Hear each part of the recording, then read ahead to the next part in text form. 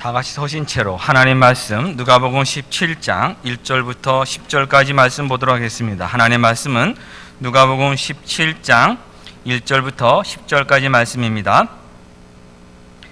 예수께서 제자들에게 이르시되 실족하게 하는 것이 없을 수는 없으나 그렇게 하게 하는 자에게는 화로다.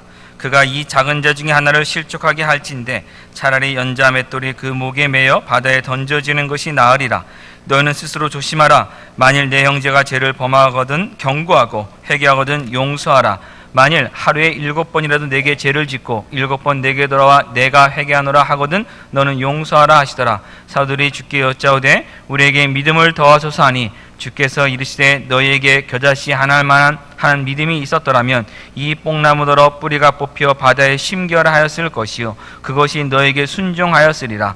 너희 중 누구에게 밭을 갈거나 양을 치거나 하는 종이 있어 밭에서 돌아오면 그대로 곧 와 앉아서 먹으라 말할 자가 있느냐? 도리어 그대로 내 먹을 것을 준비하고 띠를 띠고 내가 먹고 마시는 동안에 수종 들고 너는 그 후에 먹고 마시라 하지 않겠느냐? 명한 대로 하였다고 종에게 감사하겠느냐? 이와 같이 너희도 명령받은 것을 다 행한 후에 이르기를 우리는 무익한 종이라 우리가 하여야 할 일을 한 것뿐이라 할지니라. 아멘. 작성해 주시기 바랍니다.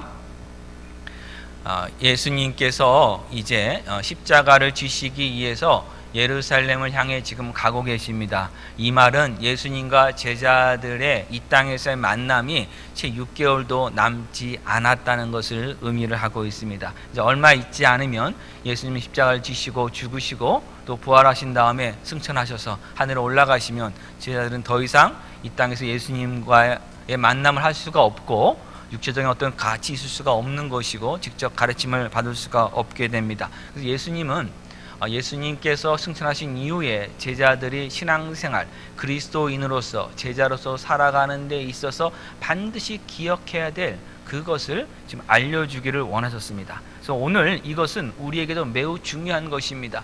우리가 신앙생활을 하면서 우리가 그리스도인을 살아가면서 그 때마다 순간순간마다 우리가 어떻게 해야 할 것인가에 대해서 모를 때가 있습니다.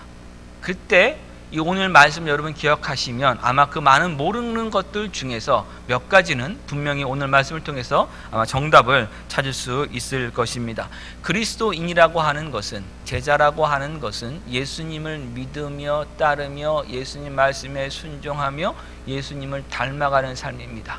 그래서 그리스도인의 삶은 예수 그리스도의 삶, 이 땅에서 보여주신 예수 그리스도의 삶, 다시 말하면 이 복음서에 증거되어 있는 예수 그리스도의 삶을 지금 나의 삶 가운데, 나의 생애 가운데 구현해내는 것, 그것이 그리스도인의 삶입니다. 그래서 우리가 내가 사는 삶이 아니라 이제는 내 안에 사신 예수 그리스도께서 나의 삶을 통해서 예수 그리스도의 삶을 살아가는 것, 그것이 바로 그리스도의 삶인 것입니다. 이런 삶을 살아갈 때 필요한 점, 오늘 말씀을 통해서 한번 살펴보도록 하겠습니다. 먼저 1절을 보시면 실족하게 하는 것이 없을 수는 없으나 하셨습니다. 실족하게 하는 것은 넘어뜨리는 것, 넘어지게 하는 것인데 이것의 기본의 의미, 헬라 원 단어의 의미는 보통 어떤 곳에 사용됐냐면 우리가 사냥을 할 때 어떤 영화나 드라마나 보시면 사냥을 할 때 어떤 덫을 만들어 놓고 나무로 이렇게 세워 놓습니다. 그래서 짐승들이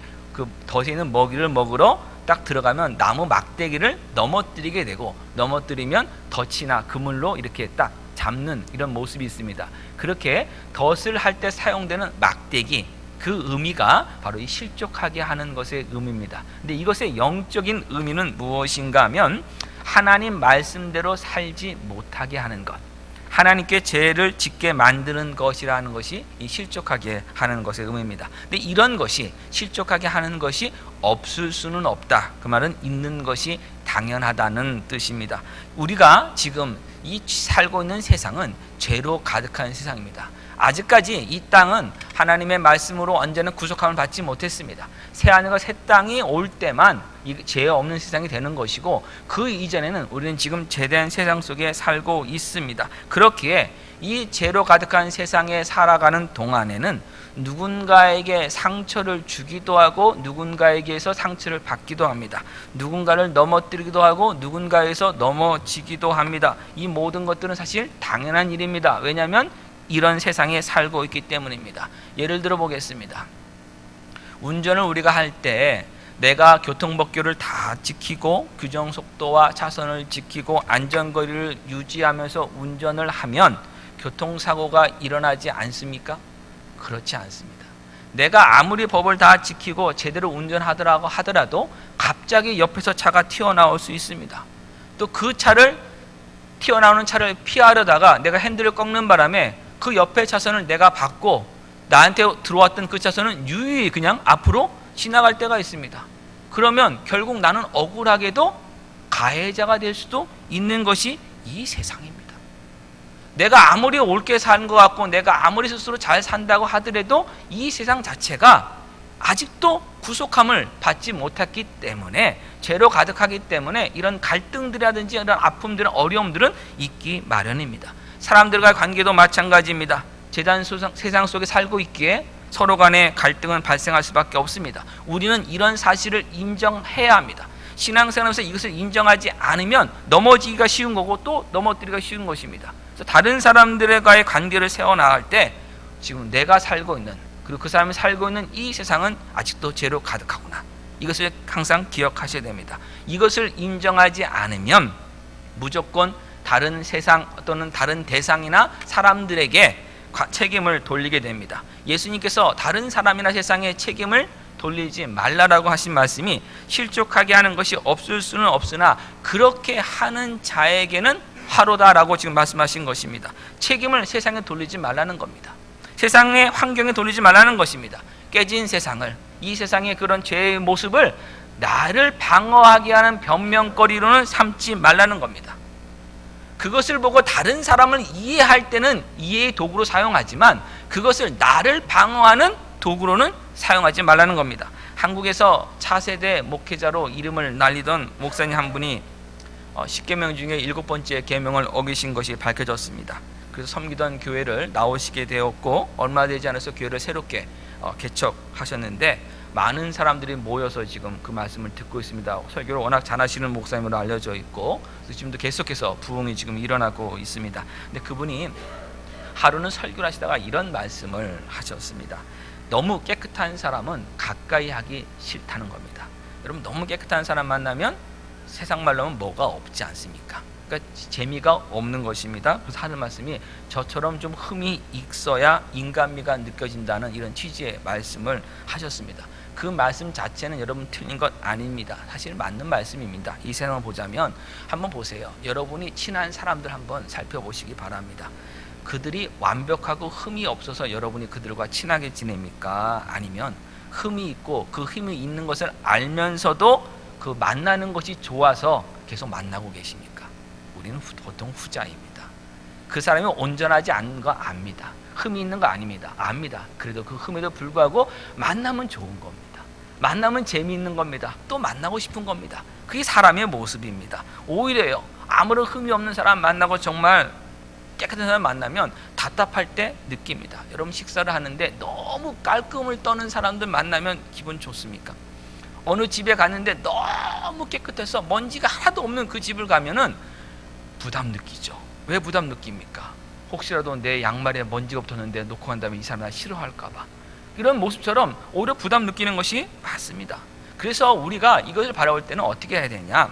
다른 사람들을 바라보고 다른 사람을 이해하려고 할 때는 그 사람이 완벽하지 않고 이 사람이 살고 있는 이 세상도 완벽하지 않다. 흠이 있다는 것을 인정하고 만나야 합니다.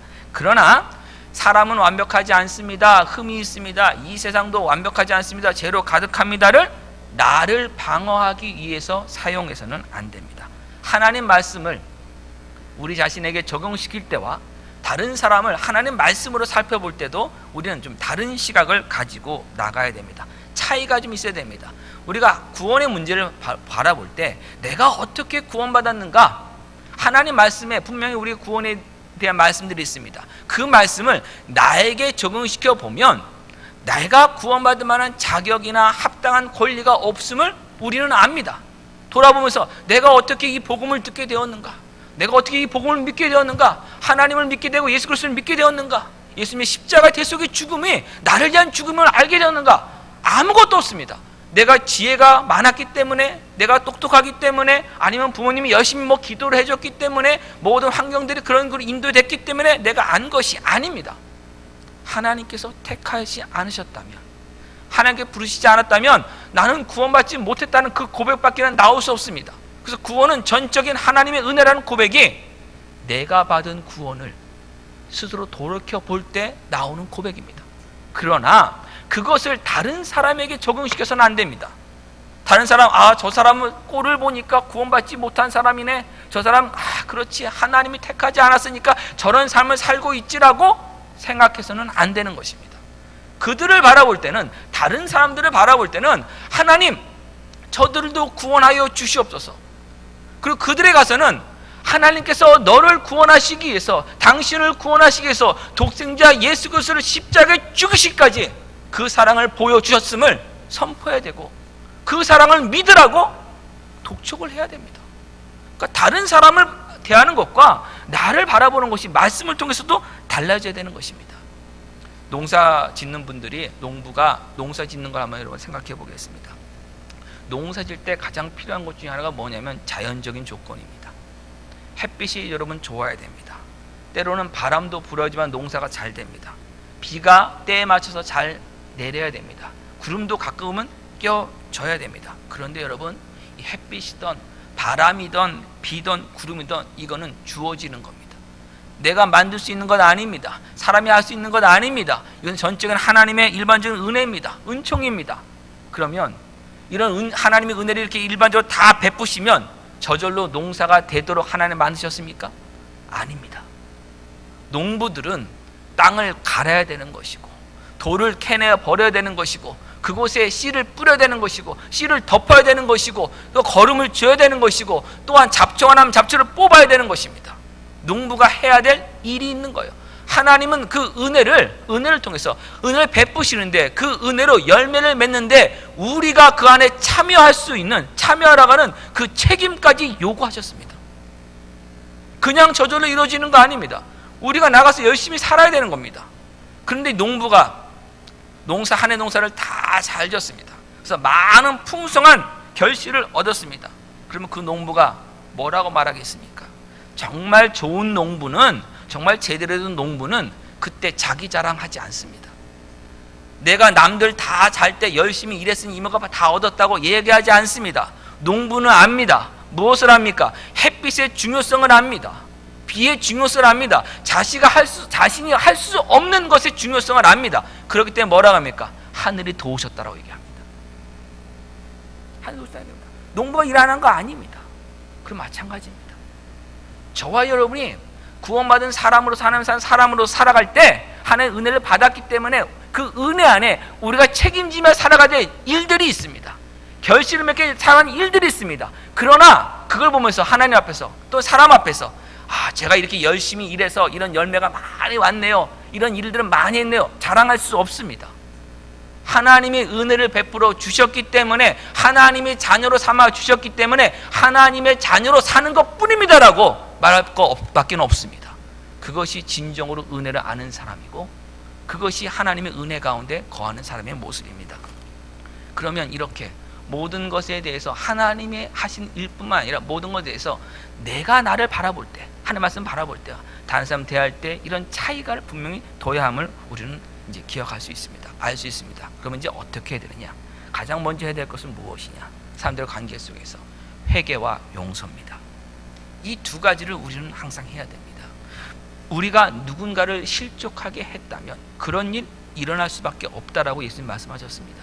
나도 완벽하지 않기 때문에, 제 인생을 살기 때문에 누군가를 실족시킬 수 있습니다. 그러면 그때 가서 잘못했다고 회개하며 용서를 구해야 됩니다. 먼저 회개해야 됩니다. 나는 회개하지 않으면서 그 사람에 가서 우리가 사는 세상이 다 그런 거 아니겠습니까? 살다 보니 그런 것인데 그냥 뭐 밟았다고 생각하고 그냥 넘어가시라고, 그냥 이렇게 말해서는 여러분 안 되는 것이에요.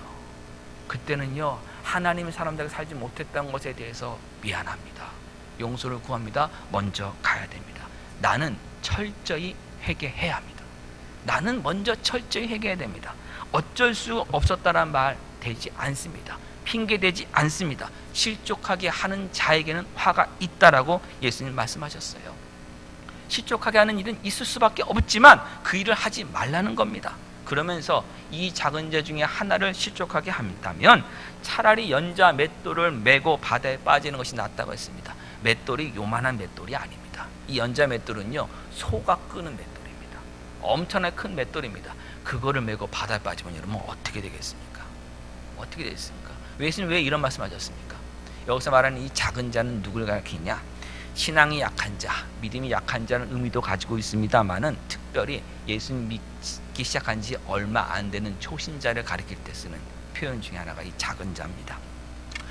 그 말은 또 무슨 말이냐면 오랫동안 신앙생활을 했는데 저는 믿음이 약합니다, 이런 말 하지 말라는 겁니다. 여러분 10년 신앙생활 했으면 10년치의 믿음이 있어야 될 거 아니에요. 모태신앙이면 어머니 때부터 뱃속에 나왔으면 그만한 믿음의 실력이 있어야 되는 거 아닙니까? 나는 모태신앙이고 나는 뭐 목사 아들이고 목사 딸이고 뭐 우리 아버지는 장로님이었고 뭐고 뭐 다 좋아요. 다 좋은데 본인의 믿음은 잘하지 않았다면 그거 심각한 거 아닙니까? 작은 것을 자랑할 수 있는 거 아니에요. 다른 작은 자를 바라볼 때, 초신자를 바라볼 때 우리는 어떻게 해야 되느냐? 그들이 넘어지지 않도록 우리가 먼저 조심해야 돼요. 내가 먼저 조심해야 돼요. 혹시 넘어진 일을 하게 되면 어떤 일이 벌어지냐면 그가 하나님의 사람답게 자라가는 것을 방해하는 겁니다. 이제 믿음을 가운데서 정말 내가 하나님 백성 살아가는 거, 예수님을 닮아가는 일을 열심히 하려고 하는데 그걸 막아서는 거예요. 그런데 그 일이 왜 차라리 연자맷돌 이만한 거를 메고 차라리 바다에 들어가는 게 낫다고 얘기하냐면 우리들의 살고 있는 이 신앙생활은, 지금 이 땅에 살면서 예수님의 사람으로 살아가는 이 신앙생활은, 믿음생활은 영혼에 영향을 미치기 때문이에요. 영원한 결과를 남기기 때문이에요. 천국에서는 여러분 역전은 없습니다. 천국 안에서 뭔가 상급을 더 쌓을 일은 없습니다. 천국은 항상 찬양합니다. 항상 말씀 듣습니다. 거기서 더 하시는 거 아무것도 없습니다. 천국에서 상급을 받는 것은, 그 열매를 거두는 것은 이 땅에서 심는 것만큼 거둡니다. 근데 초신자가요, 이제 예수님 잘 믿으려고 했는데 그 길을 막아서 버렸습니다. 더 믿음의 선배들이 그 신앙생활 제대로 못한 모습 때문에 막아섰습니다. 그러면요, 그 사람이 맺어갈 수 있는, 그 열매 맺을 수 있는 그 기간을 내가 뺏어간 거예요. 영원한 상급을 받을 그것을 내가 뺏어간 거예요. 하나님을 더 닮아가고 하나님께 더 가까이 나가는 그것을 막아섰기 때문입니다. 구원이 취소된다는 의미가 아닙니다. 하나님의 자녀답게 살아가면서 이 땅에서 심어야 될 그것을 하지 못하도록 막았기 때문에 결실을 거둘 수 없게 만드는 것입니다. 여러분 기억하셔야 됩니다. 지금 나의 삶은, 지금 현재의 삶은 영원함에 영향을 미칩니다. 지금 삶은 영원한 운명을 결정하고 영원한 결과를 낳습니다. 우리 지난주에도 우리가 부자와 거지 나서의 비유 중에서 뭘 알았습니까? 죽은 다음에 영원한 삶이, 그것이 하나님의 품이든 아니면 지옥이든 간에 변화는 없어요. 바뀔 수 있는 것은 아무것도 없어요. 바뀔 수 있을 때는 언제입니까? 지금입니다. 우리가 호흡하는 이 순간입니다. 현재입니다. 현재를 하나님의 사람답게 살아가는 것, 그것이 영원한 결과를 남기는 것입니다. 그럼 그 기간을 방해해서는 안 되는 것입니다. 그래서 실족하게 안 하도록 늘 조심하고 깨어 있어야 됩니다. 그 말은 뭡니까? 나도 지금 완벽하지 않고, 나도 지금 이 죄는 살고 있기 때문에 나도 넘어뜨리는 그 일을 할 수가 있음을 항상 기억해야 됩니다. 그래서 조심하는 겁니다. 그래서 하나님의 사람은 항상 겸손하며 성령님의 도움을 구할 수밖에 없습니다. 하나님, 저도 이런 일을 범할 수밖에 없습니다. 하나님, 저를 도와주십시오. 성령님 도와주십시오. 성령 충만케 하셔서 실족하게 하는 그 일을 하지 않도록 하나님 도와주십시오. 내가 시험에 빠지지 않도록 성령님 도와주십시오. 이 기도를 항상 해야 됩니다. 그리고 혹시라도 정말 그런 일을 했다면 가장 먼저 해야 될 일은 회개입니다. 회개입니다. 바로 가서 회개해야 됩니다. 남에게 가서 미안합니다, 죄송합니다, 잘못했습니다, 하나님의 사랑답게 살지 못했던 것에 대해서 용서를 구해야 됩니다. 그리고 다른 사람이 나를 넘어뜨리게 했다면, 나를 실족하게 했다면, 나를 죄를 짓게 만들고 하나님께 가까이 가지 못하도록 만들었다면 그 사람을 대하는 태도에서는 용서가 먼저입니다. 용서하는 자세를 준비하고 있어야 됩니다. 그도 하나님을 대적하는 세상에 살고 있기 때문에 이런 일을 할 수밖에 없었다는 것을 인정하고, 나도 그렇게 살 수밖에 없었다는 것도 인정해야 합니다. 그것이 예수님 안에 있는 사람이고 하나님의 용서를 받은 사람입니다. 하나님의 용서를 받았기 때문에 용서할 준비를 갖춰놓고 나가는 겁니다. 예수님께서 십자가를 지실 때 우리의 죄값을 다 짊어지시고 지셨습니다. 근데 그 말은 뭐냐면, 우리가 죄인이었을 때 하나님께서 자신을 주심으로 하나님의 사랑을 확증하신 겁니다. 하나님이 먼저 용서하셨습니다. 우리가 회개했기 때문에 하나님께서 그래 너희가 회개했으니까 내가 용서하겠다고 십자가 지신 건 아닙니다. 하나님이 먼저 용서의 준비를 다 해놓으셨습니다. 그리고 하나님께서 회개할 때 그 용서가, 그 희생이 나를 위한 것이므로 전가되는 것이에요. 내게 효력을 미치는 것입니다. 그래서 우리는 항상 다른 사람들을 대할 때 용서할 준비를 하고 대해야 됩니다. 그것이 예수님을 닮아가는 사람의 모습입니다. 나를 실족하게 한 사람, 나에게 죄를 지은 사람, 그들을 대할 때 경고하고 말씀으로 경책하고, 그가 회개하면 용서해 주라고 분명히 성경 얘기했습니다. 그러면 회개하지 않으면 용서하지 않아도 됩니까? 아닙니다. 용서할 준비를 항상 하고 있으라고 하는 것이 무엇이냐면, 회개를 하루에 7번 하더라도 7번 다 용서해 주라는 겁니다. 이 말은 무슨 말입니까? 그 상대방이 온전히 회개를 하지 않더라도 용서를 먼저 해주라는 겁니다.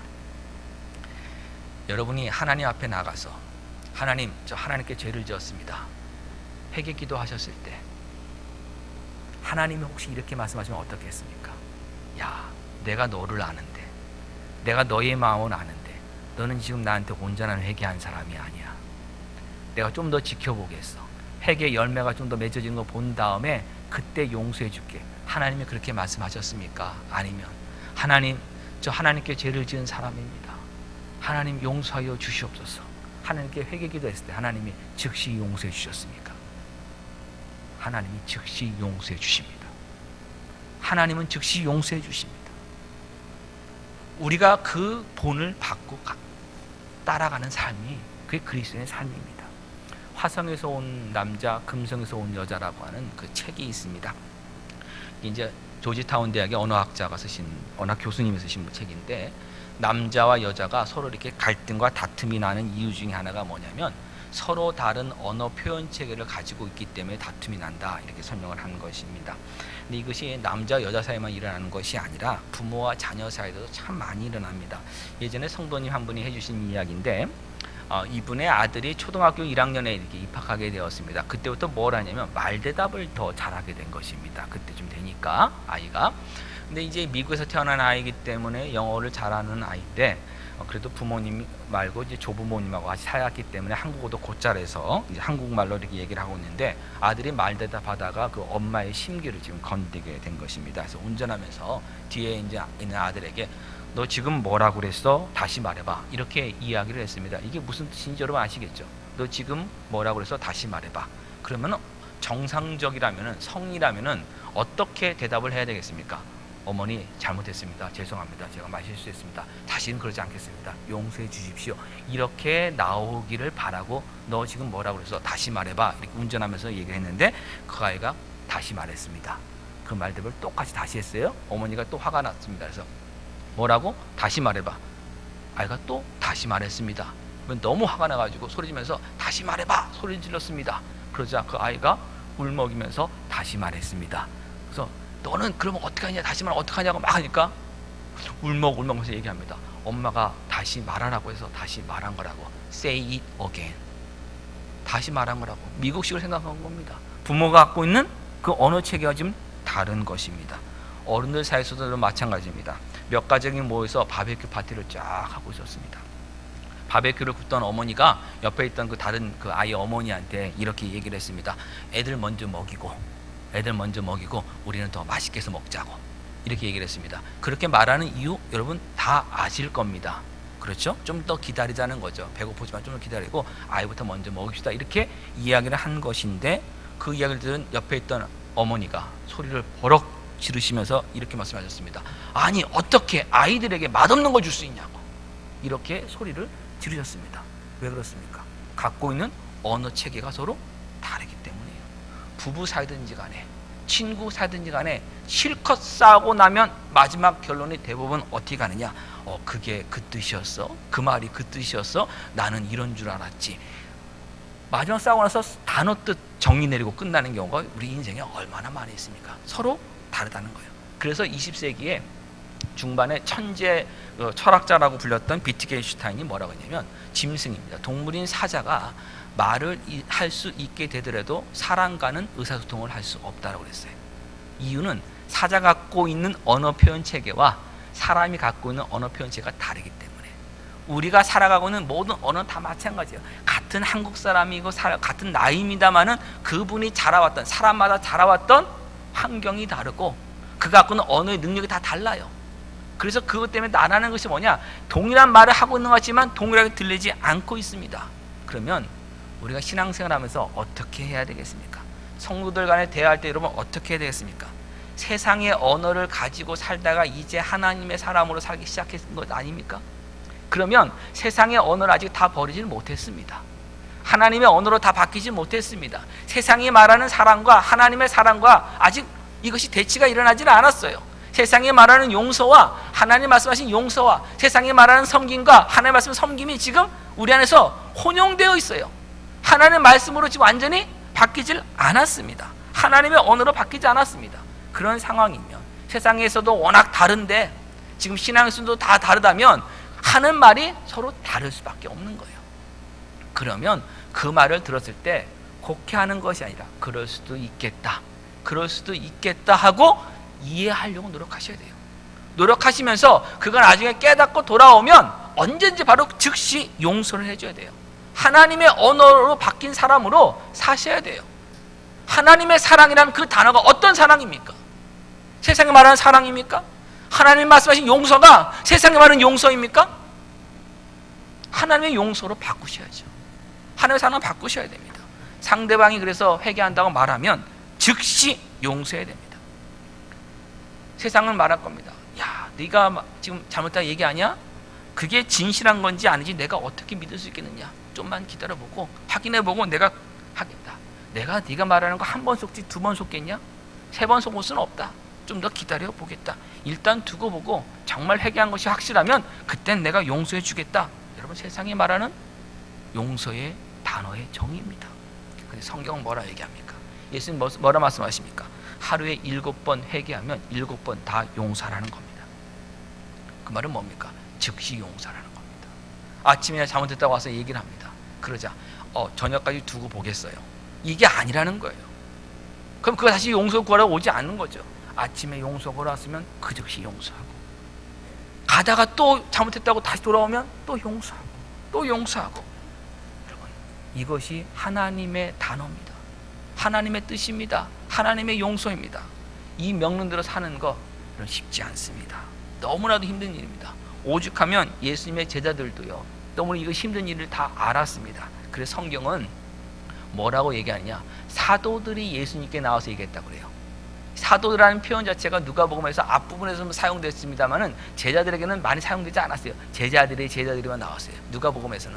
근데 갑자기 사도도 바뀐 거예요. 17장 5절에요.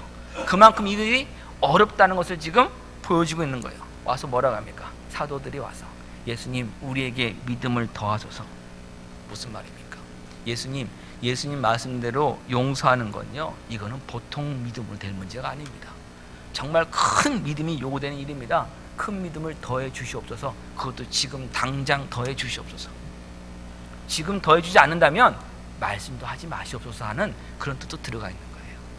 예수님, 저에게 이런 믿음을 많이 더해 주시면 제가 한번 이렇게 살아보겠습니다. 그러나 지금 저에게 이런 믿음 더해 줄 거 아니라면 아예 말씀도 하지 마십시오. 이건 너무나도 힘든 일입니다.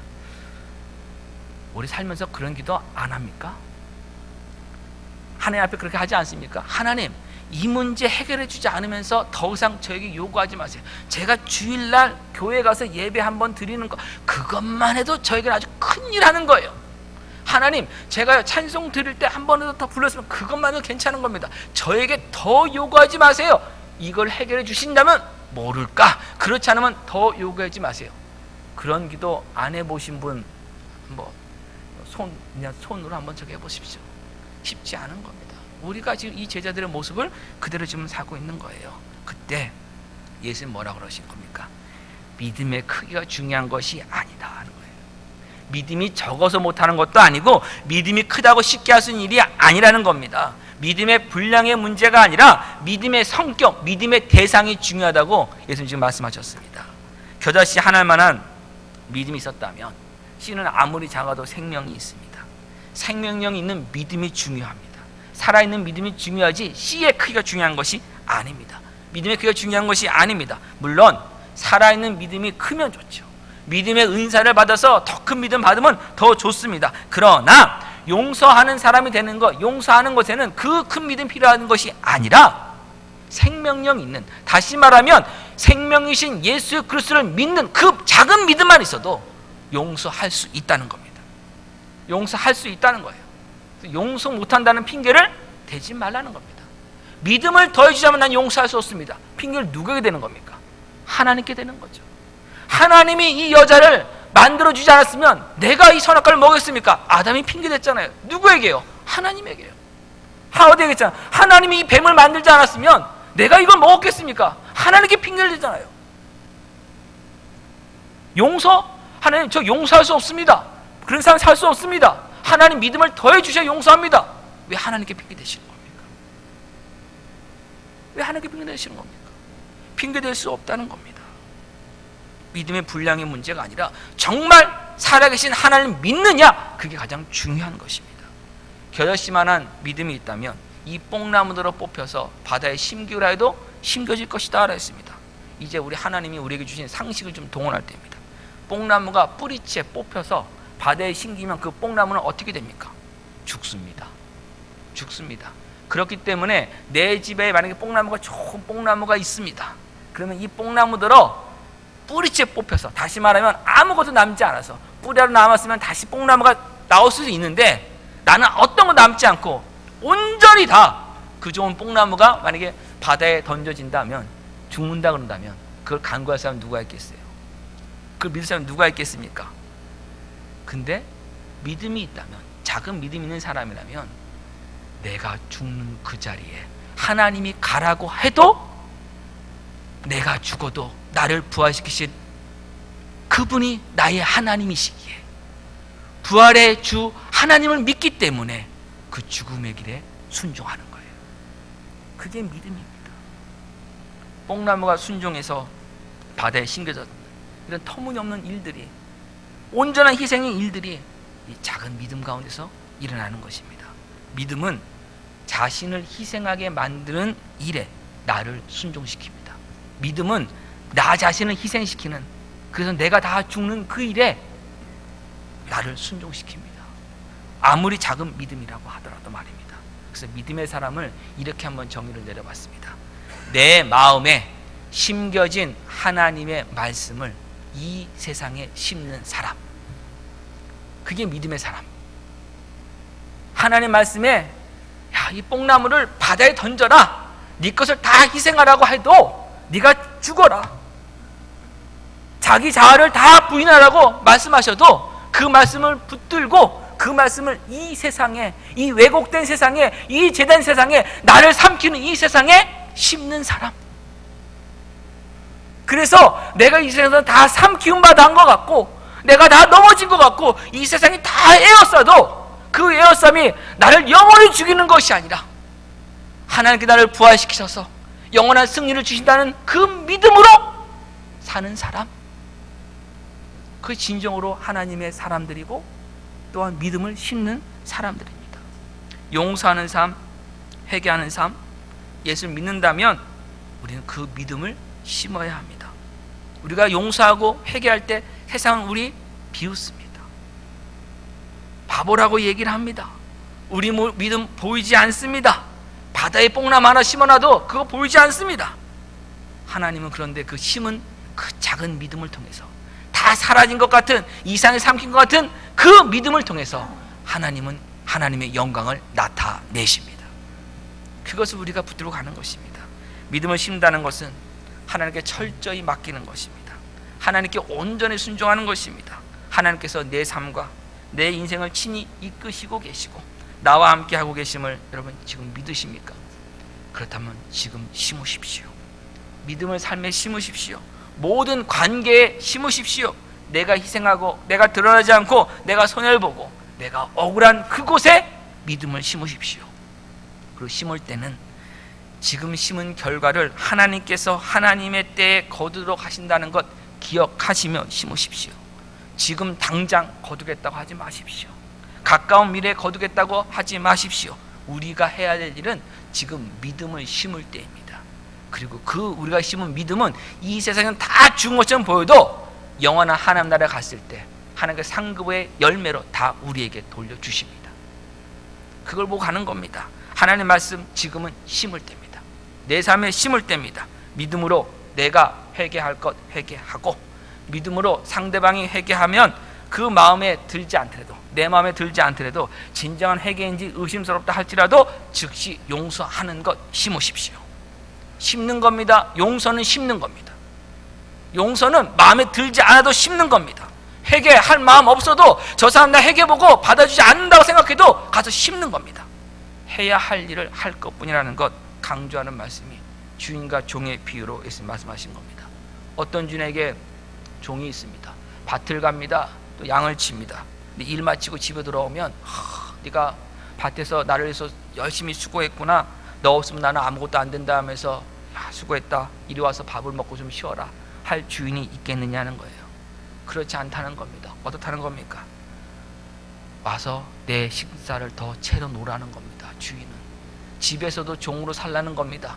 그리고 나서야 비로소 먹을 수 있다라고 이 얘기를 합니다. 명령한 대로 다 해도 주인은 종에게 감사하다 말하지 않습니다. 종도 그것 기대하지 않습니다. 종은 주인의 일을 하는 사람이기 때문입니다. 여기는 무익한 종이라고 얘기했습니다. 근데 사실 이 종은요 유익한 종입니다. 누구의 시각으로는요? 주인의 시각으로는요 주인의 일을 하고 있습니다. 그러나 왜 무익한 종이라고 얘기합니까? 그것을 통해서 감사를 받는 것이 아니기 때문입니다. 감사받을 자격이 없기 때문입니다. 종이기 때문입니다. 그래서 종은 무익하다고 지금 이야기를 하고 있는 것입니다. 종은 자신의 일을 하는 사람이 아닙니다.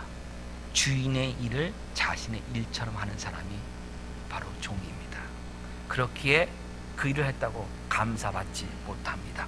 남의 일을 대신해 준 것이 아니라 내가 할 일을 한 것이기 때문입니다. 우리는요 지금 하나님의 자녀로 부름받았습니다. 말씀을 통해 사는 사람으로 부름받았습니다. 여러 가지 관계 속에서 누군가가 우리에게 잘못했다면 경고합니다. 말씀으로 가르칩니다. 회개했다면 용서하십시오. 믿음을 심으시기 바랍니다. 그리고 믿음을 심었으면 그것으로 된 겁니다. 그가 정말 회개의 열매를 맺고 있든지 말든지 내가 용서할 거 용서했으면 더 이상 바래서는 안 됩니다. 용서의 열매는 저 하늘에서 받을 겁니다. 하나님 준비해 놓으셨습니다. 혹시 믿음을 심지도 않은 채 계속 열매만 따려고 하고 있지는 않습니까? 내가 할 일 하지 않고 열매만 바라고 있지 않습니까? 지금은 심을 때입니다. 지금은 심을 때입니다. 결과는 우리 하늘에서 받읍시다. 결과는 하늘에서 영원하게 받읍시다. 지금 결과 바라보느냐고 심을 거 못 심으면 세월을 낭비하는 겁니다. 그 말은 지금 몇 개를 딸지 모르지만 영원하게 있는 곳에 가서는 부족합니다. 적습니다. 지금은 계속 심으세요. 계속 심으세요. 결과 바라보지 마시고 계속 심으시면 영원한 날에 풍요로운 수확이 상급이 우리에겐 약속되어 있습니다. 예수님 하나님께 온전히 순종하는 믿음을 심는 삶 사셨습니다. 어디까지요? 십자가를 지시기까지요. 십자가 지신 보상 즉각적으로 이 땅에 받으셨습니까? 못 받으셨습니다. 사람 예수님께 나와서 회개했습니까? 그렇지도 않았습니다. 그러나 하나님께서 예수님을 하늘과 땅의 모든 이름을 예수의 이름에 무릎 꿇게 하시며 하나님 보좌 우편에 예수 그리스도를 앉히셨습니다. 영원함을 여러분 바라보십시오. 이 땅에서는 십자가를 질 때까지 심으십시오. 그것이 우리가 해야 될 일입니다.